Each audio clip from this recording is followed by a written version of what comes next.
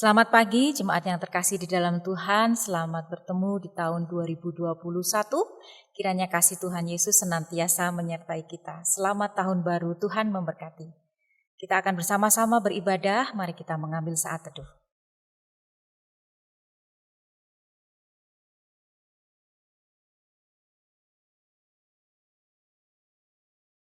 Panggilan beribadah. Datanglah kepada Tuhan yang keagungannya mengatasi langit. Kami datang memuji Tuhan yang mulia. Datanglah kepada Tuhan yang memberi kekuatan bagi anak-anak-Nya untuk menghadapi. Kami datang memuji Tuhan yang mulia. Datanglah kepada Tuhan yang mengingat dan mengindahkan setiap anak manusia. Kami datang memuji Tuhan yang mulia. Datanglah kepada Tuhan yang menganugerahkan tanggung jawab kepada anak-anak-Nya untuk merawat segala ciptaan.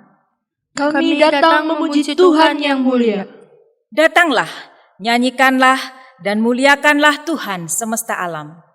Ya Tuhan, Tuhan kami, betapa mulianya nama Tuhan di seluruh bumi.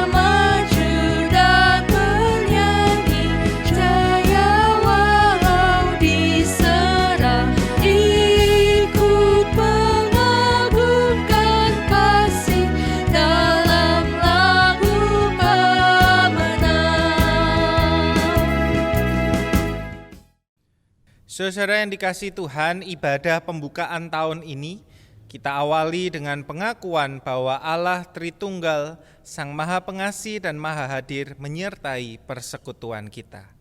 Amin.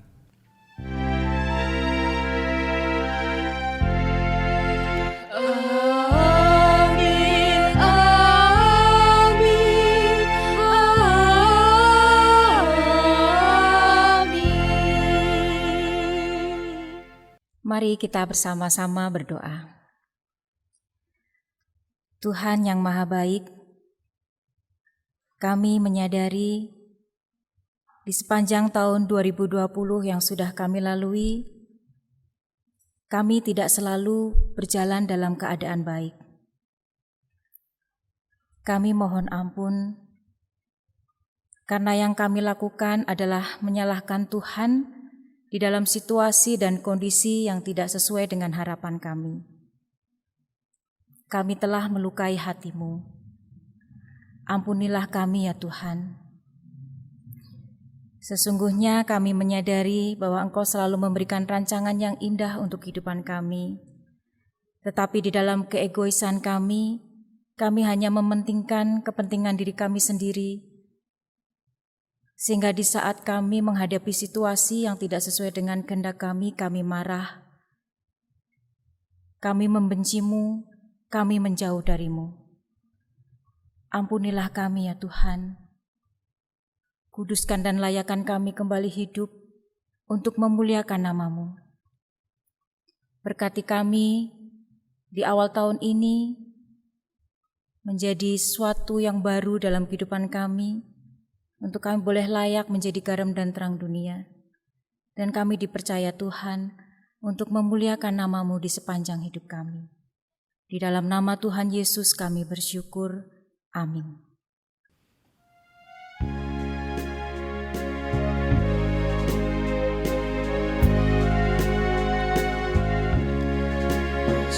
Sejenak aku menoleh pada jalan yang telah ku tempuh. Kasih Tuhanku peroleh membuatku tertegun. Jalan itu penuh liku, kadang-kadang tampak terang, tapi Tuhan membimbingku hingga aku terjelang. Kasih Tuhan membimbingku dan hatiku pun tenang. Bukan karena aku baik, dipegangnya tanganku erat, bukan pula orang lain hingga aku didekat. Oh, betapa aku heran dilimpahkan yang terbaik. Dengan apa ku nyatakan kasih Tuhan yang ajaib. Mengakukan ku sebarkan kasih Tuhan yang ajaib. Saudaraku, marilah kita bersama berdoa menyiapkan hati untuk menyambut firman Tuhan. Mari kita bersama berdoa.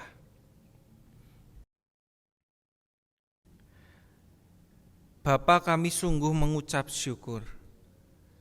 Kasih-Mu senantiasa Engkau nyatakan bagi setiap kami. Ketika kami menoleh, ketika kami melihat ke belakang, kami tahu kami tidak berjalan sendirian. Ketika kami menghadap ke depan, kami tahu dan kami percaya kami juga melangkah bersama dengan Tuhan. Karena itu ya Bapa, kami mau bersama dipimpin melalui firman Tuhan. Kami mau bersama menyambut firman-Mu yang akan menuntun, yang akan memampukan kami melangkah di tahun yang baru. Tolonglah kami sehingga apa yang kami dengarkan, apa yang kami baca, dan apa yang kami renungkan bersama-sama boleh sungguh-sungguh tertanam di dalam hati setiap kami, sehingga hidup kami selaras dengan kehendak Tuhan. Mari Roh Kudus, bukakanlah mata hati dan pikiran kami. Kami siap menyambut firman Tuhan. Terima kasih. Di dalam nama Tuhan kami Yesus Kristus kami berdoa. Amin. Saudara-saudara yang dikasihi Tuhan, marilah kita membaca firman Tuhan yang diambil dari Pengkhotbah 3 ayatnya yang pertama sampai ayatnya yang ke-13. Pengkhotbah 3 ayatnya yang pertama sampai yang ke-13. Untuk segala sesuatu ada masanya. Untuk apapun di bawah langit ada waktunya. Ada waktu untuk lahir, ada waktu untuk meninggal. Ada waktu untuk menanam, ada waktu untuk mencabut yang ditanam. Ada waktu untuk membunuh, ada waktu untuk menyembuhkan. Ada waktu untuk merombak, ada waktu untuk membangun. Ada waktu untuk menangis, ada waktu untuk tertawa, ada waktu untuk meratap, ada waktu untuk menari, ada waktu untuk membuang batu, ada waktu untuk mengumpulkan batu, ada waktu untuk memeluk, ada waktu untuk menahan diri dari memeluk, ada waktu untuk mencari, ada waktu untuk membiarkan rugi, ada waktu untuk menyimpan, ada waktu untuk membuang, ada waktu untuk merobek, ada waktu untuk menjahit, ada waktu untuk berdiam diri, ada waktu untuk berbicara, ada waktu untuk mengasihi, ada waktu untuk membenci, ada waktu untuk perang, ada waktu untuk damai. Apakah untung pekerja dari yang dikerjakannya dengan berjerih payah? Aku telah melihat pekerjaan yang diberikan Allah kepada anak-anak manusia untuk melelahkan dirinya. Ia membuat segala sesuatu indah pada waktunya, bahkan ia memberikan kekekalan dalam hati mereka. Tetapi manusia tidak dapat menyelami pekerjaan yang dilakukan Allah dari awal sampai akhir. Aku tahu bahwa untuk mereka tak ada yang lebih baik daripada bersuka-suka dan menikmati kesenangan dalam hidup mereka, dan bahwa setiap orang dapat makan, minum, dan menikmati kesenangan dalam segala jerih payahnya. Itu juga adalah pemberian Allah. Sedemikian jauh pembacaan firman Tuhan. Yang berbahagia adalah setiap kita yang memelihara dan mendengarkan firman-Nya di dalam hidup setiap kita. Haleluya.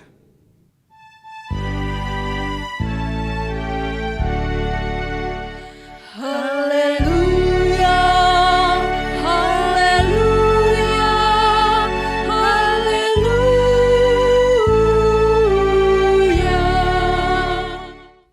Saudara yang dikasihi Tuhan, selamat tahun baru. Ya, izinkan saya mengucapkan selamat tahun baru. Kiranya kita boleh bersama-sama menikmati tahun 2021.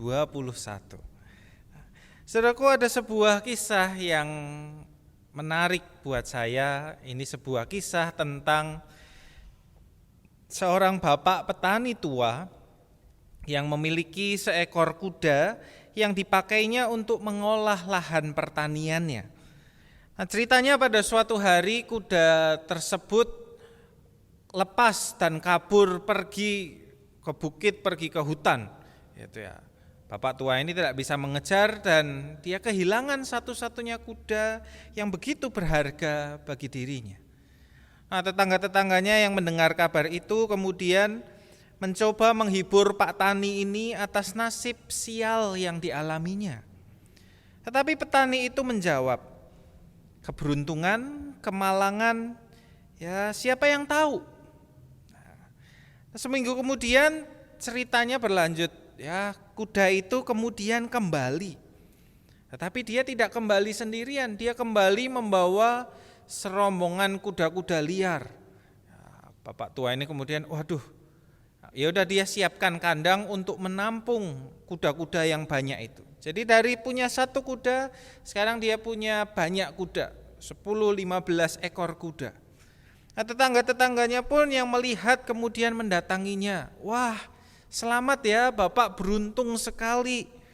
Nah, nasib Anda beruntung sekali, sekarang punya banyak kuda.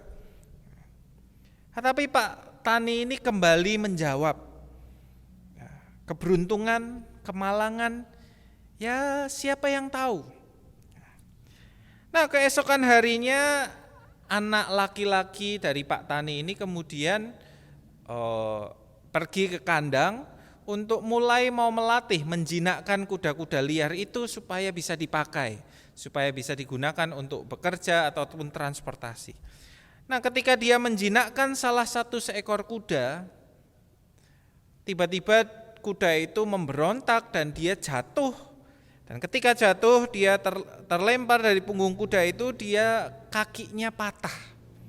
Kakinya patah, harus digips dan dia harus dirawat cukup lama untuk memulihkan kondisinya.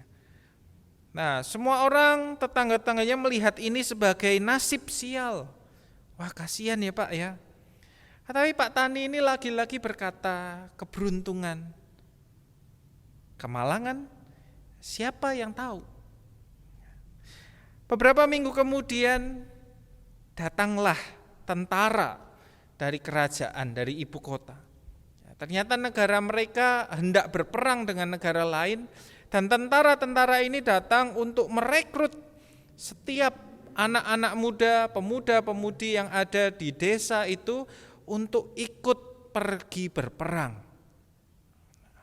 Mereka mengumpulkan semuanya, kemudian dibawa paksa, direkrut, mau tidak mau mereka harus mau. Ketika mereka sampai ke rumah Pak Tani ini, kemudian mereka melihat, menjumpai anak laki-lakinya dalam kondisi patah tulang, maka mereka pun kemudian membiarkannya. Wah, nggak bisa nih, nggak ada gunanya kita bawa. Dah, lewat, kumpulkan yang lain. Kemudian mereka semua pergi. Nah, saudara-saudara, apakah ini sebuah keberuntungan? Apakah ini sebuah kemalangan? Jawaban kita mungkin seperti Pak Tua, siapa yang tahu? Saudaraku, saya menyukai kisah ini karena kisah ini mengingatkan tentang indahnya kehidupan. Bahwa kehidupan itu penuh dengan lika-liku. Kehidupan itu penuh dengan kelak-kelok yang seringkali tidak terduga. Kitab Pengkhotbah mengingatkan kita, bacaan kita hari ini mengingatkan kita bahwa segala sesuatu ada masa dan waktunya. Jadi apa yang kita miliki, apa yang kita alami, tidak sesuatu yang terus datar akan begitu. Ada kelak-keloknya. Kadang hidup naik, kadang hidup turun, kadang ada peristiwa begini, ada peristiwa begitu. Ada waktunya semuanya. Ada saatnya untuk segala sesuatu ada, dan ada saatnya segala sesuatu itu pun akan lewat. Kehidupan selalu dipenuhi dengan dinamika perubahan. Kata Mutiara berkata, satu-satunya hal di dunia yang tidak pernah berubah adalah perubahan itu sendiri. Ada waktu terjadi kelahiran, ada waktu terjadi kematian. Ada waktu untuk senang, ada waktu kita merasa susah, ada waktu kita menciptakan, membangun sesuatu. Tetapi ada waktu juga kita membongkar, merobek, mengakhiri segala hal. Ada waktunya kita mencari sesuatu. Tetapi juga ada waktunya kita harus melepaskan hal-hal tertentu. Segala hal silih berganti di dalam kehidupan ini. Karena itulah sesungguhnya kita membutuhkan kebijaksanaan untuk menyikapi kehidupan. Kita membutuhkan kebijaksanaan untuk menerima bahwa hidup ini penuh dengan perubahan. Kebijaksanaan untuk menerima, kebijaksanaan untuk bisa beradaptasi dengan segala situasi, segala perubahan yang terjadi di sekeliling kita dan di dalam kehidupan kita. Nah, lebih dari itu kita juga butuh kebijaksanaan dalam hal kita melihat bahwa tidak semua perubahan itu terjadi dalam kontrol dan kendali kita. Ada banyak hal di dalam hidup ini, ada banyak peristiwa yang berada di luar kendali kita. Di dalam kisah si Pak Tani tua ini kita lihat ada banyak hal yang di luar kendalinya. Kuda yang lari, tentara kerajaan yang datang, itu semua di luar kendalinya. Itu semua tidak ada di dalam kontrol, kalau dia melakukan ini maka itu terjadi. Tidak. Kita sendiri, bagi kita sendiri tahun 2020 yang baru saja kita lalui juga menunjukkan kepada kita betapa banyaknya hal yang di luar kontrol dan kendali kita. Berapa banyaknya kehidupan kita ini ternyata sebenarnya di luar apa yang bisa kita lakukan. Di luar pilihan-pilihan kita. Nah, saudaraku, dalam hal inilah saya merasa jawaban Pak Tani tua itu menjadi sesuatu yang menarik untuk direnungkan. Apakah peristiwa ini sebuah keberuntungan? Apakah peristiwa itu sebuah kemalangan? Jawaban Pak Tua, siapa yang tahu? Sebuah pertanyaan yang retoris, siapa yang tahu? Saya tidak tahu apakah ini beruntung, apakah ini malang. Apakah ini sesuatu yang nanti berdampak baik, menghasilkan sesuatu yang positif ataupun tidak. Siapa yang tahu? Sebuah pertanyaan yang retoris. Tetapi sesungguhnya bagi kita orang-orang percaya, kita punya jawabannya. Siapa yang tahu? Jawabannya adalah Tuhan.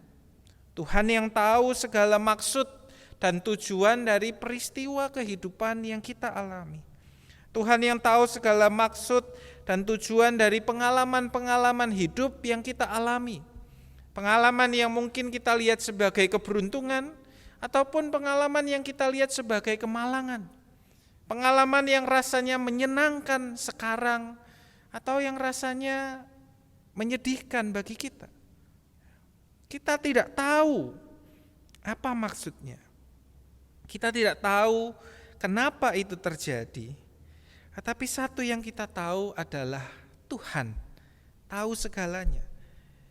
Meskipun kita sebagai manusia tidak bisa menyelami pekerjaan Tuhan. Ya, kita tidak tahu kenapa Tuhan mengizinkan ini dan itu terjadi. Kenapa Tuhan menghadirkan ini dan itu di dalam hidup kita. Kita tidak tahu. Kita tidak bisa menyelami pikiran Tuhan, pekerjaan Tuhan, ya, seperti kata pengkhotbah. Tetapi kita tahu bahwa Tuhan merancangkan yang terbaik. Kita tahu sebagaimana kata pengkhotbah, Tuhan menyediakan segala sesuatunya indah pada waktunya, sesuai dengan rencana dan rancangan Tuhan.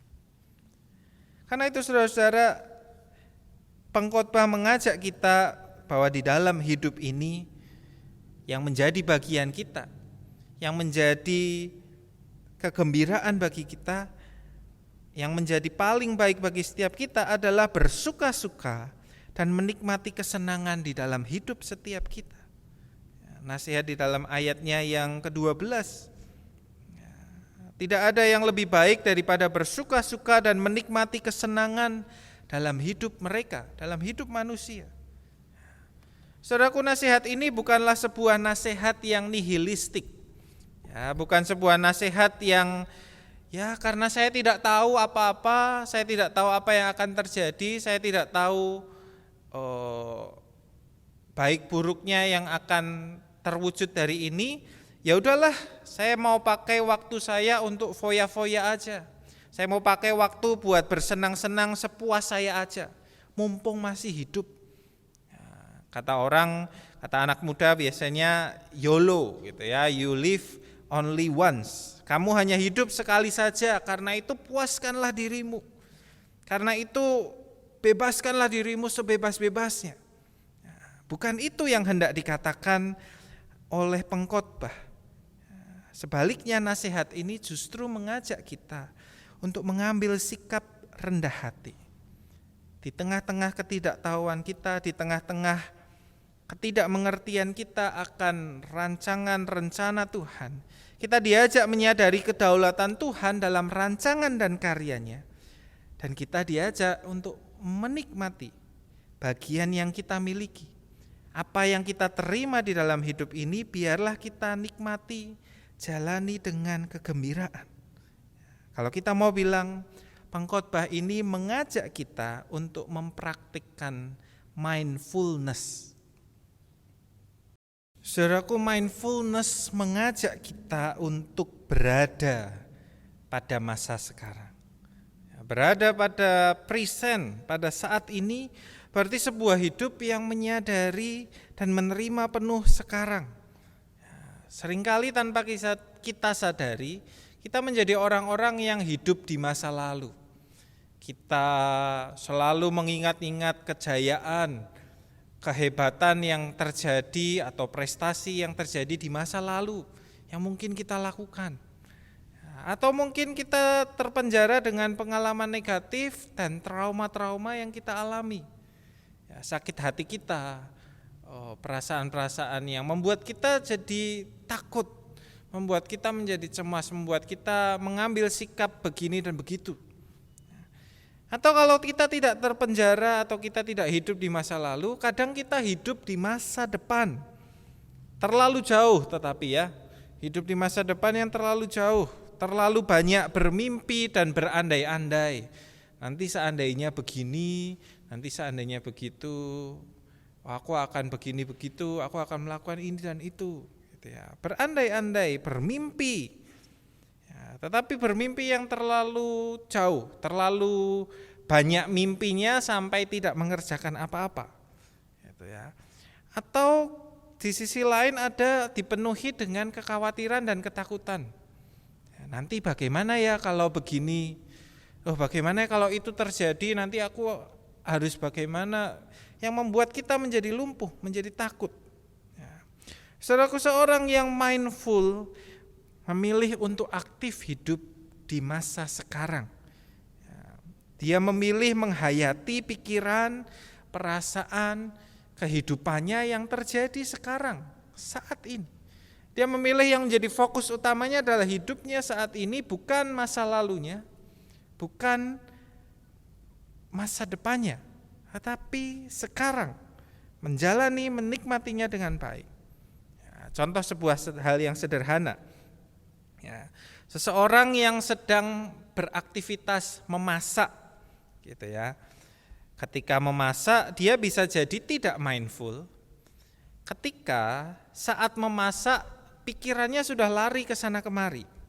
Pikirannya, nanti ada jemuran yang harus diangkat, nanti habis itu aku harus belanja ini dan itu, nanti pergi jemput anak, nanti harus melakukan ini dan itu. Sehingga pikirannya penuh. Pikirannya dipenuhi dengan apa yang nanti harus terjadi, nanti harus begini dan begitu.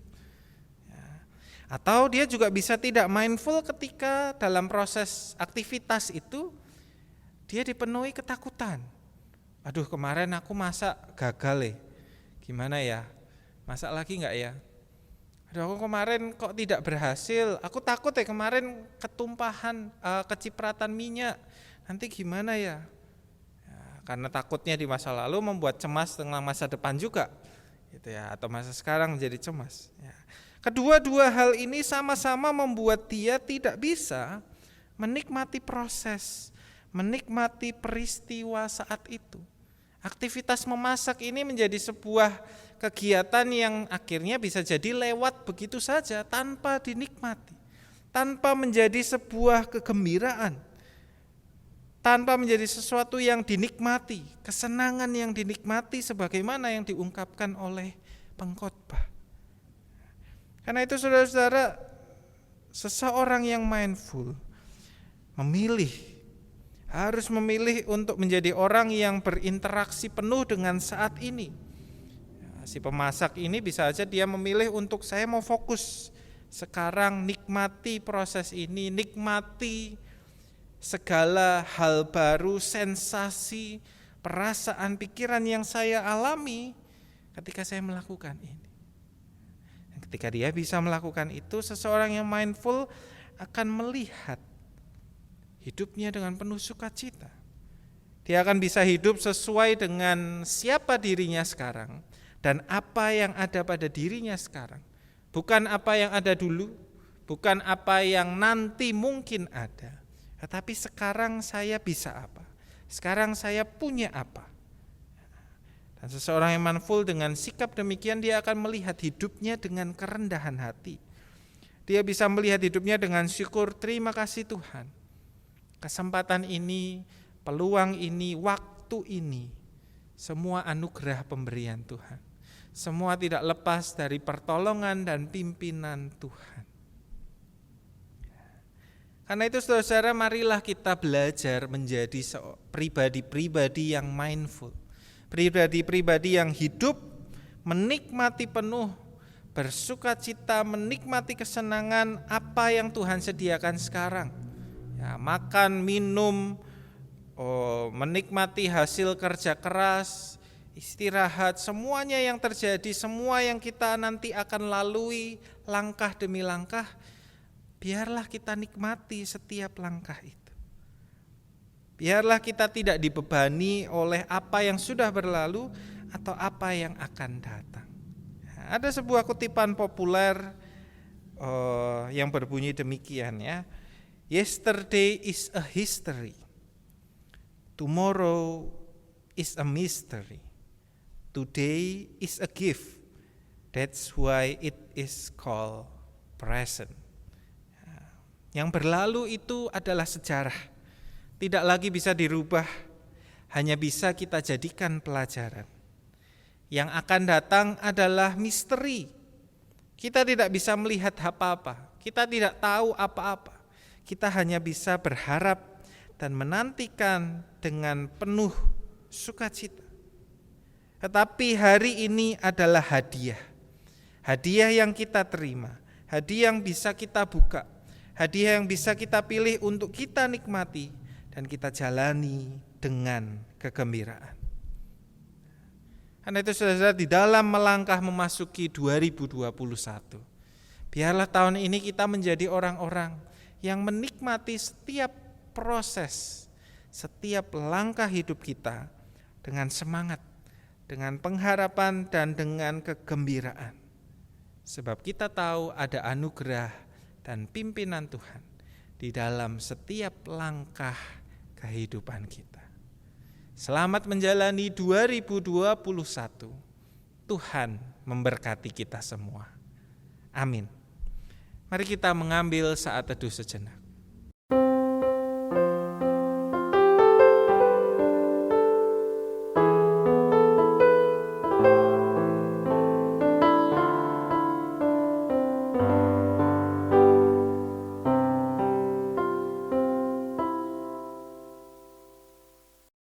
Marilah saat ini kita bersama mengikrarkan pengakuan iman kita sesuai dengan pengakuan iman rasuli yang berbunyi demikian.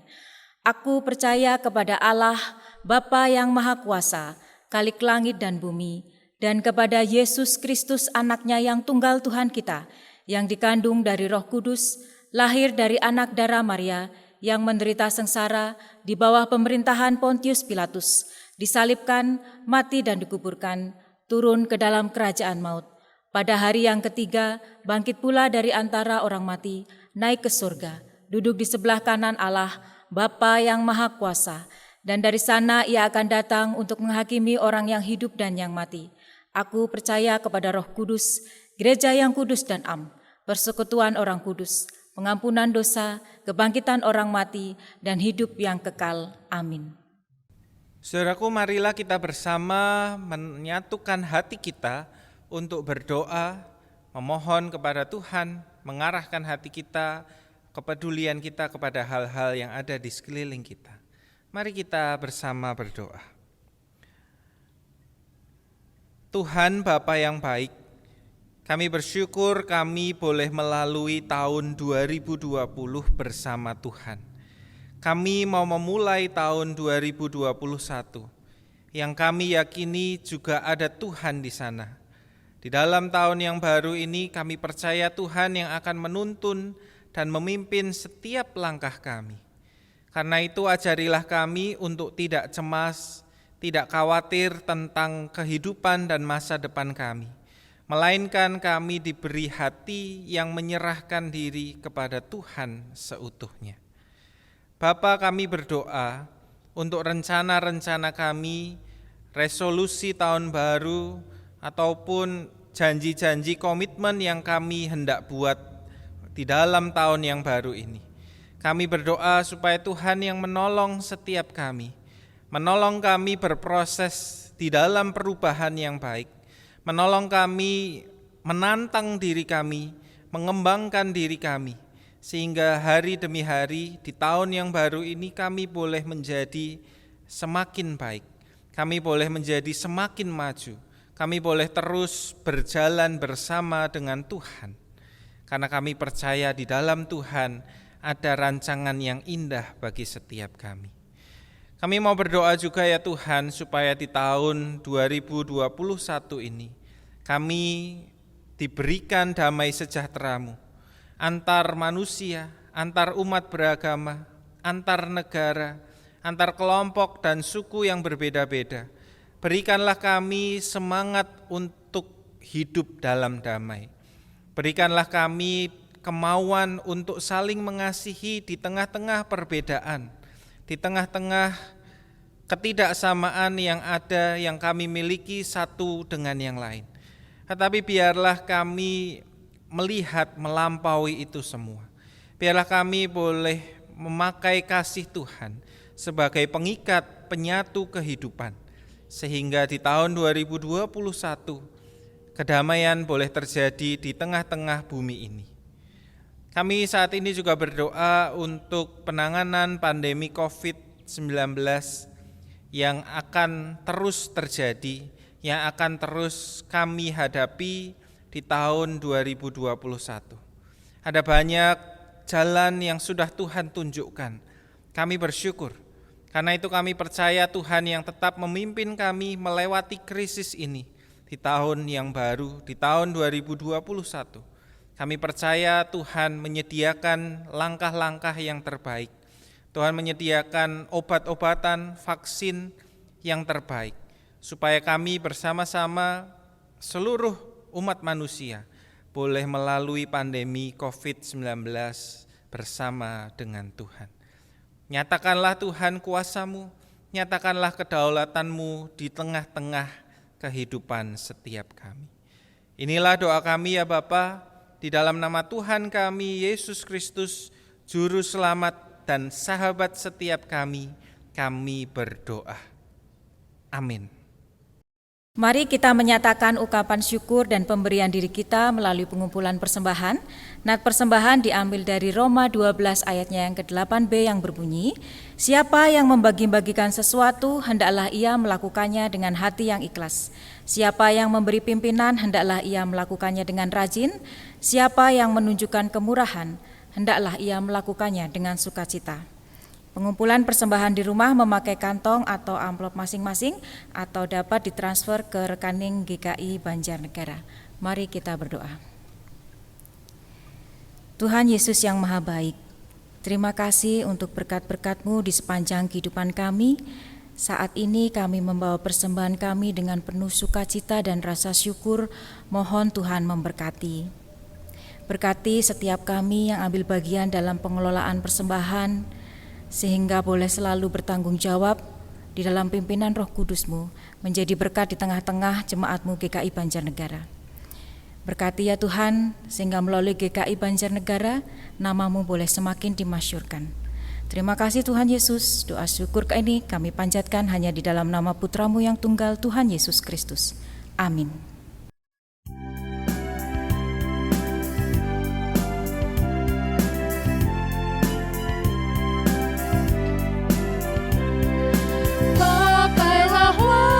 Anugerah Tuhan, hidup singkat bagaikan kembang.